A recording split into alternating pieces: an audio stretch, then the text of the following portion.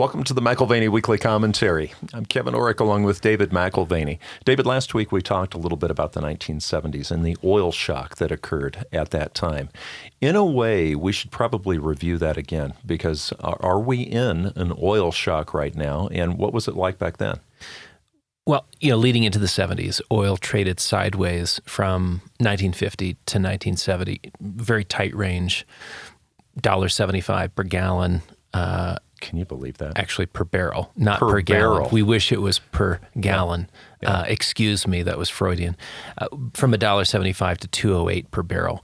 Then in a short period of time, it moves up to over $12 a barrel. So a six-fold move. Yeah, to 1973. It was 6 months of chaos, which had lingering effects on the global economy, obviously on the U.S. economy, and acutely so. The lines were not long everywhere because the whole world was not embargoed. Right. It was the U.S. and a handful of countries.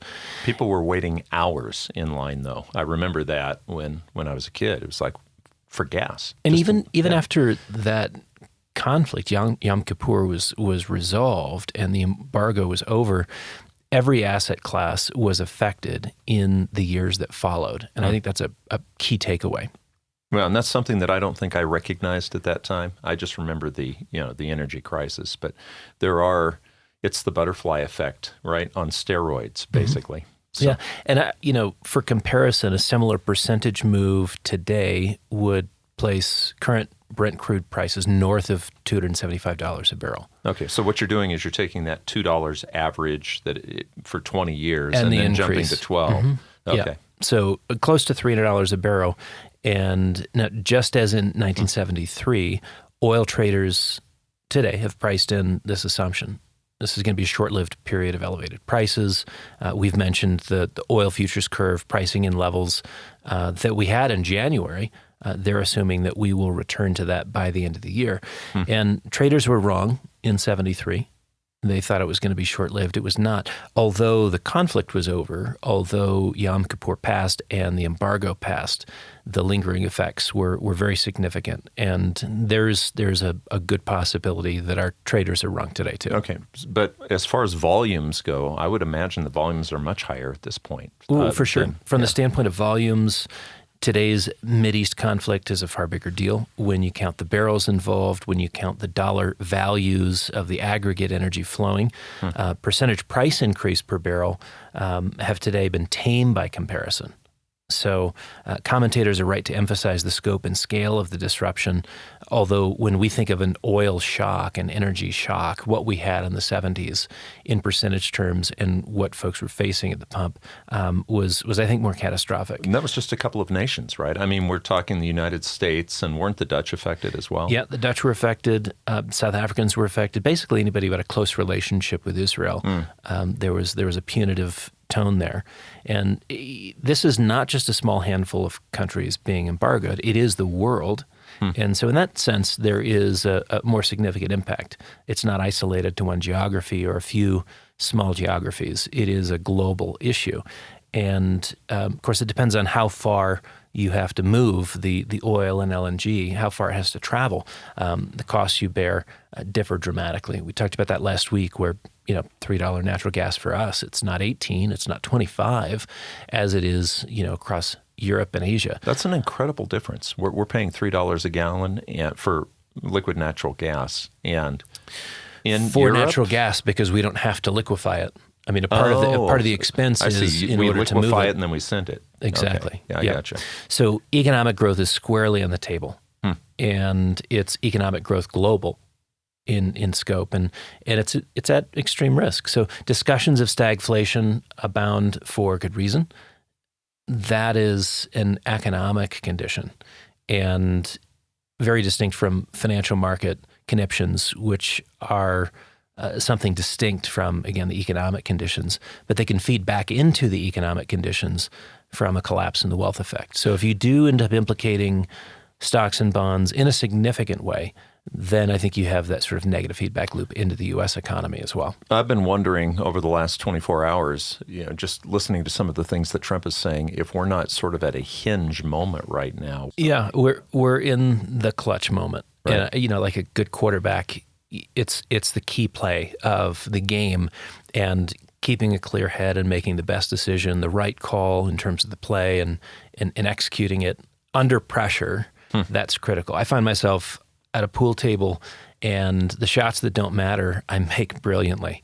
And the ones that do, man, I'm like, what happened to me? So this is important right now. This is very important. We're in the clutch moment where Trump will either relieve the pain at the pump by doing what he can to end the conflict, or ramp up the commitments in Iran and throughout the region, turning the country into an ash heap.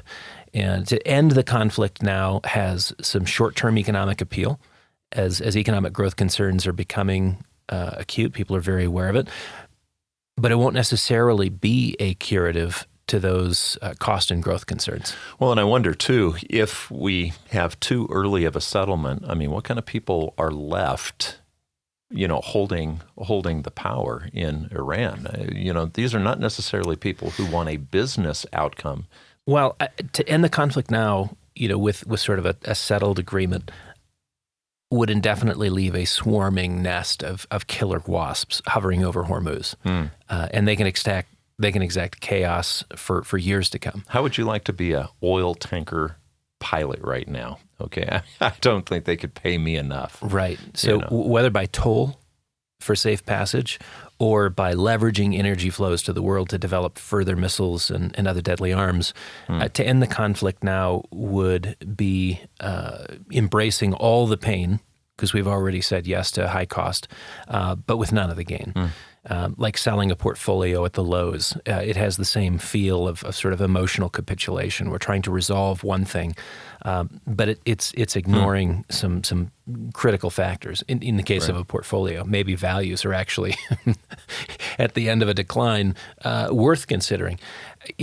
Half measures seem in the moment to limit costs. What are the lingering costs of not finishing the job of regime change? And you can argue against the idea of regime change, and I think that's very understandable. But across the Middle East, there is the concern that Iran's stranglehold over Hormuz doesn't end if the war does. And so you either neutralize the threat or live with it in some form for years to come. And we've had a growing chorus of the Saudis, folks in Abu Dhabi, basically saying, please finish. Right. Don't leave this as a mess. And what comes to mind is 1956 in terms of the long-term implications. It's the not Suez Canal. At that point, it's not just a Middle Eastern issue; it's a global issue. Right. Well, and it changes world power depending on how you walk away. So let's go back to the 1970s. The Yom Kippur War in 1973 seemed to be the kickoff to. You talked about a hornet's nest. There was a hornet's nest at that time too. Yeah, following the Yom Kippur War in 73, you had the Arab coalition led by Egypt and Syria. They attacked Israel. Then a series of dominoes fell, which became the 1970s energy shock, the likes of which haven't been seen until now. Right. So the Arab attack was followed by a U.S. Nixon-led airlift of arms to Israel. And that's what precipitated the negative response from the Arab members of OPEC. An oil embargo by the Arab members limited at first to the U.S. and the Netherlands, ultimately expanded to about a half dozen nations. And again, as we mentioned, mostly friendly with Israel. Okay. And then we started to see the dominoes fall in other markets, right? The aftermath of the embargo was felt across asset classes and, of course, our economy. First, the dollar came under acute pressure. Simultaneously, you had equities which sold off hard.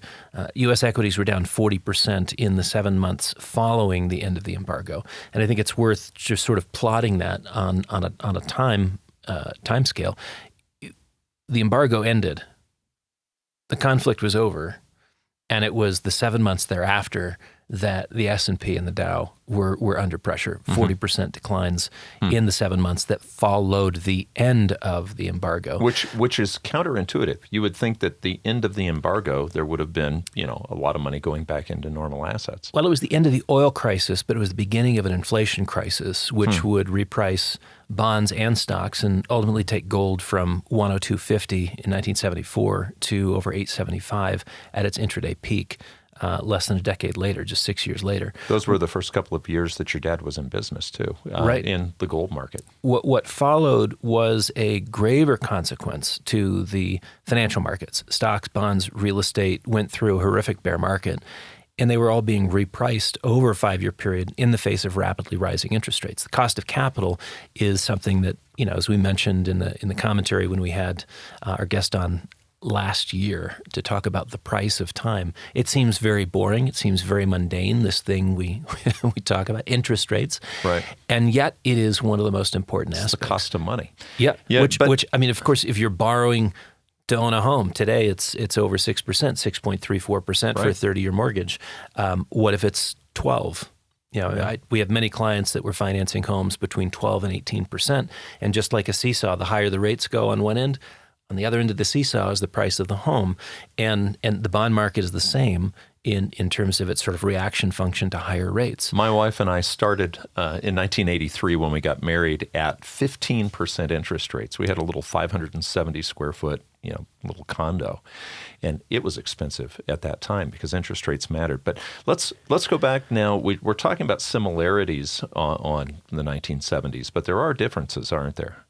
Yeah, and I think as many differences as similarities between the periods. If, however, oil traders are as wrong today as they were in 1973, and oil remains elevated for a longer period of time, stocks are, in that case, at the front edge of an extended bear market. We've made the case throughout 2026 that valuations are stretched, and that market's natural tendency is to revert to the mean. And that should act like gravity in the equities market. A major hit to global growth resulting from an energy shock is merely a catalyst for what, frankly, you don't even really need. Gravity can take care of it from here. Mean reversion is a natural course within the marketplace. Now you've just got somebody there to sort of push. And this show has always been based on your theory of the geopolitical moving to the political, moving to the financial, right? And economic. I mean, all of those elements are involved in some order, right?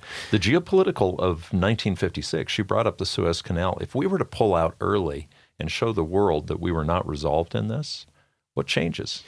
Yeah, I mean, I think that's where the greater cost is. I mean, we can talk numbers and look at GDP growth, whether it's in Asia or Europe, or ultimately a shrinkage of growth here in the U.S. We can talk about decline in the equity markets, in the bond market, and real estate as a consequence of higher rates. The greater cost of ending the war prematurely is that Trump would signal our Suez moment. In 1956, the British implicitly communicated that the era of British dominance and control was over.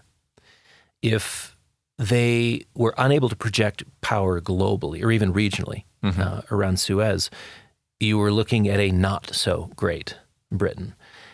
The pound sterling had already lost its luster as the world's First World War, Second World War concluded, and we were sort of rearranging the world through the monetary system. This was the final nail in the British coffin. And Hormuz may well be our Suez. Failure to eliminate a global threat, failure to project power suggests a phase shift in multipolarity, with the biggest winner in the Mideast conflict being China. And I remember the Chinese proverb, don't interrupt your enemy while he's making mistakes. And China's been very quiet in this conflict, very supportive and verbal.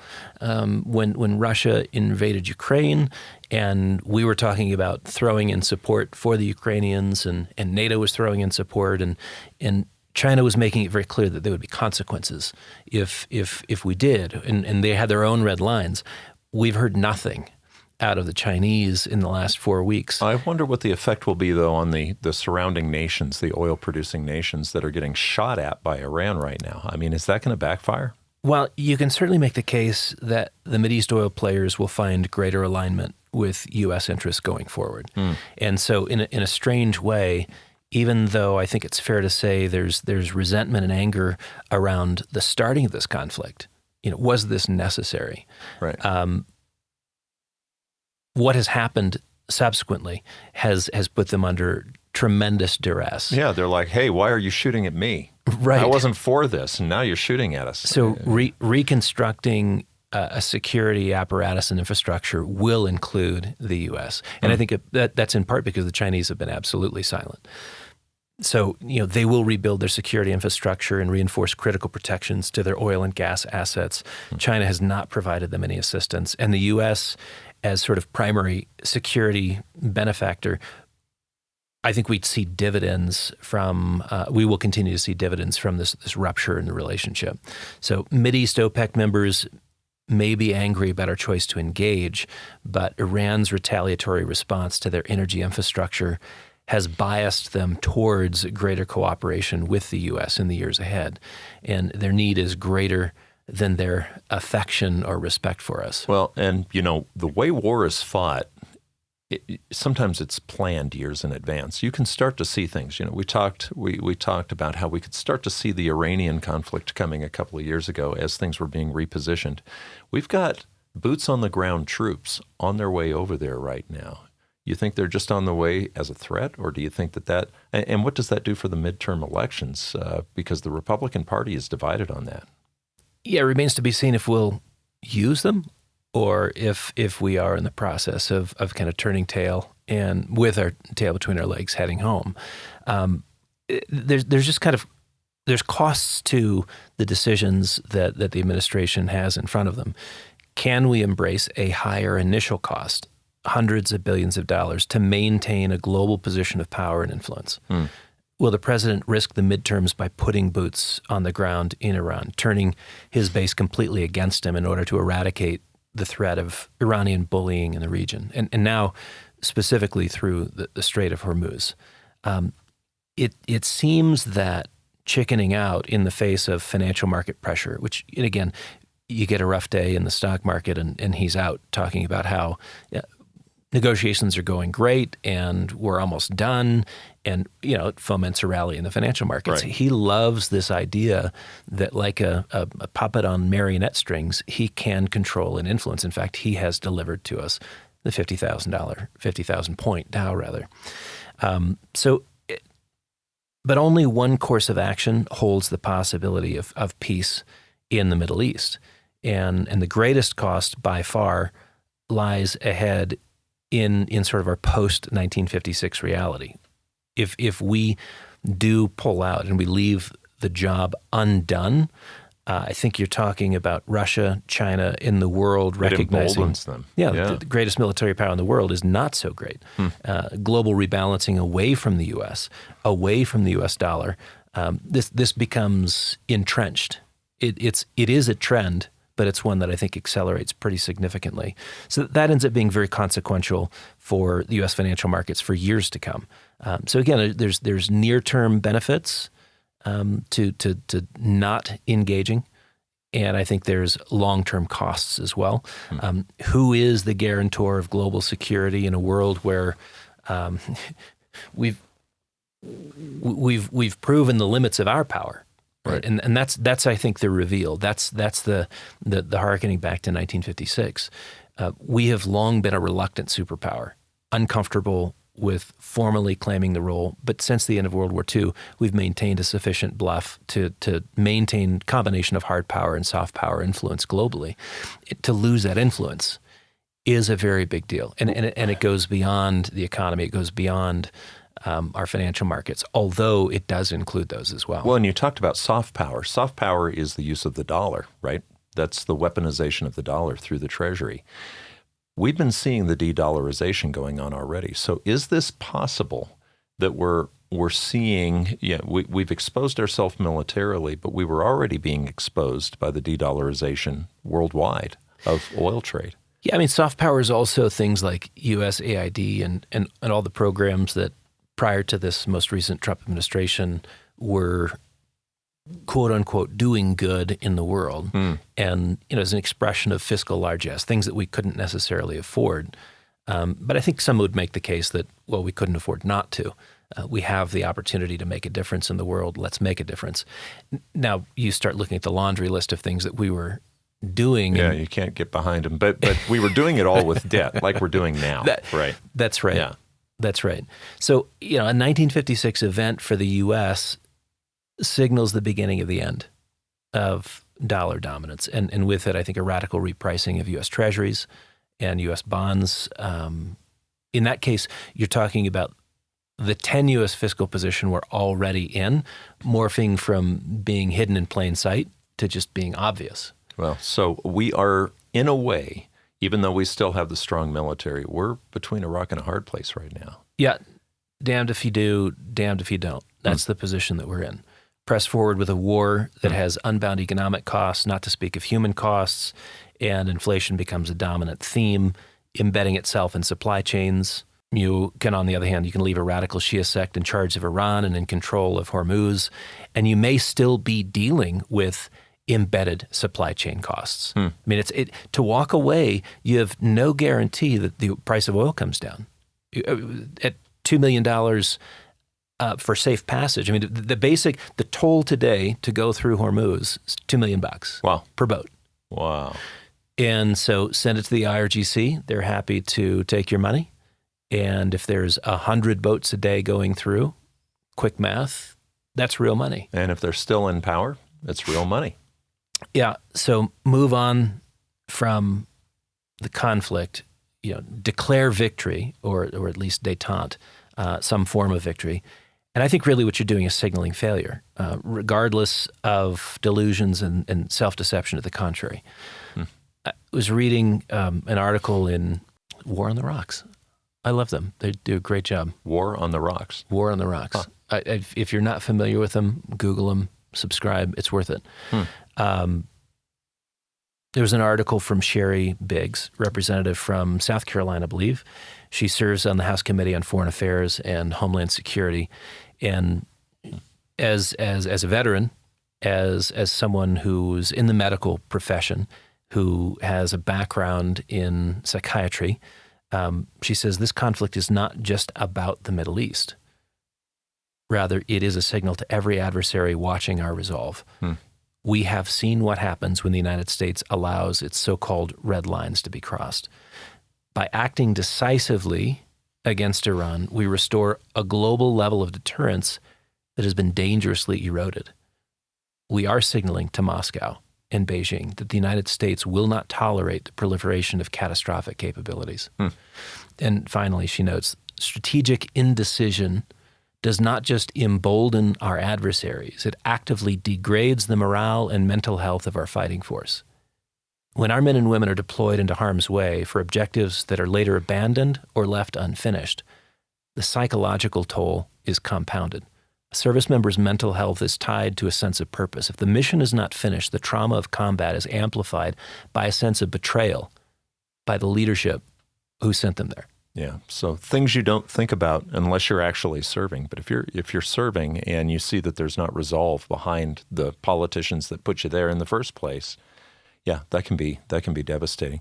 One of the things that comes up, Dave, because we've talked so often about the value of real things. Sometimes we go through these financial markets where you go, well, what is that really? Like a cryptocurrency or something like that. But real things that actually have weight that you trip on over, at night when you're walking through a dark room, we still need them, don't we?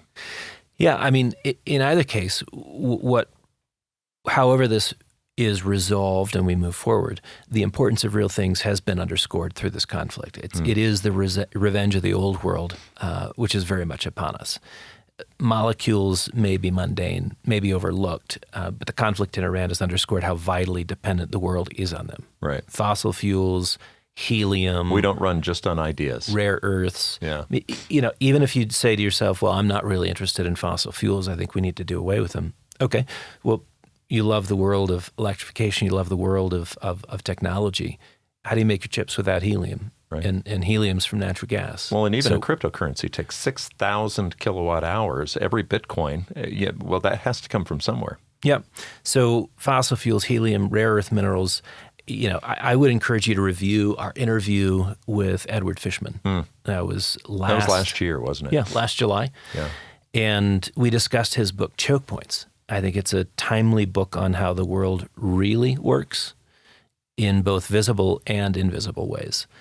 Whether it's capital and the control of capital flows, something that's a little bit more invisible, or control of energy flows, like what we see with the Strait of Hormuz, choke points and leverage in the world of statecraft. Well, it's not only a fabulous book, but I thought it was a good interview too. Well, it's an eye-opener because you start to realize the world's actually run by a lot of these choke points. It's like moving water. But okay, so let's take the opposite side. Let's say, hey, Dave, AI, we've got AI working right now on an energy solution that no man on earth has ever come up with. Could this possibly be, are we hitting a wall that has to be possibly scaled in a different way, green energy or something that we haven't even thought of? Well, anytime you've got a spike in energy prices, the conversation on green energy and renewables will be revived. That's fine. So maybe this engagement will inspire a new round of interest in green technologies. Certainly the cost differential collapses and the economics of electrification improve relative to fossil fuels when oil and gas prices are skyrocketing. But we again see sort of the revenge of the old world present even as we contemplate a new one. Supply constraints on copper. Supply constraints on aluminum. I mean, these are the real world impediments to policy success. If you want to go that way and sort of defossilize the world, electric grid capacity directly competing with data center growth. I mean, this is a limiting factor in the real world. Brownouts for people in the afternoon so that you can process the AI that's trying to solve the energy problem. Yeah, so we have energy security, but we also have to deal with how we deal with the limiting factors in the real world.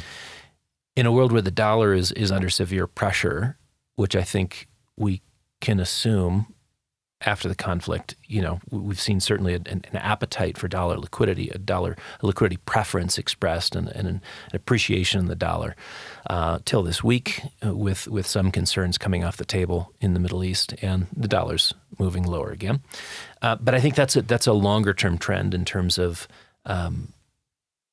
devaluation, and it is a trend. It's not a trade. This is not something that you would say, well, the dollar's going lower over the next 6 months. No, I think we've got a pretty good case to make that it's been going lower over the last 50 years, and you get to acute points where policies of the government may actually accelerate it. But I think, as the dollar is coming lower, you also have to look at how do we move towards electrification? How do we buy the stuff that we need? Because in essence, you got to buy copper, right, at a higher price. Yeah. Aluminum at a higher price, concrete at a higher price, right? Rebar. I mean, there's so many component parts that go into whether it's solar or hydro or geothermal. It's not cost free on the front end. There's huge benefits on the back end, but there are some constraints, particularly in a period where fiscally we're kind of working with at least one hand tied behind our back. Well, and you talk about fiscally, but one of the themes, if we said, is there a theme since 2008, since this show started, the theme has always been, how much money can we spend that we didn't earn as a country? And it always leads to inflation of some kind. And gold, in the time that we've done this commentary, has gone from around $600 an ounce to, where we're at now, over $4,000. So let's talk about gold, because we have been talking about a correction over the last few weeks. And now gold seems to be moving contrary to some of these market moves down. And I'm wondering if that's signaling that we might be getting close to the next move up. Yeah, I think last Friday was a healthy sign, talking about gold and silver. Even if only for a day, gold can move and groove to its own rhythm, and it doesn't have to move in lockstep with the equity markets or other risk assets.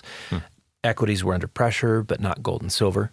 So follow through this week and, into the end of the first quarter. That's very constructive. Without a crystal ball, we can't see and we can't say if the worst of this correction is behind us. But I was reading an article by Frank Holmes, and he highlighted Double Line Capital CEO Jeff Gundlach calling the recent correction in precious metals a strategic entry point.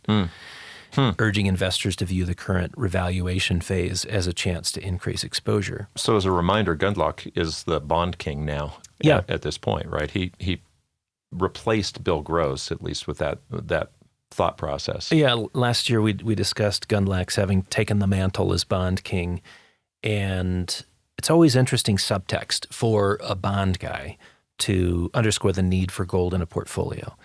And, it's meaningful because one of the biggest risks that you have in a fixed income portfolio is inflation, loss of purchasing power.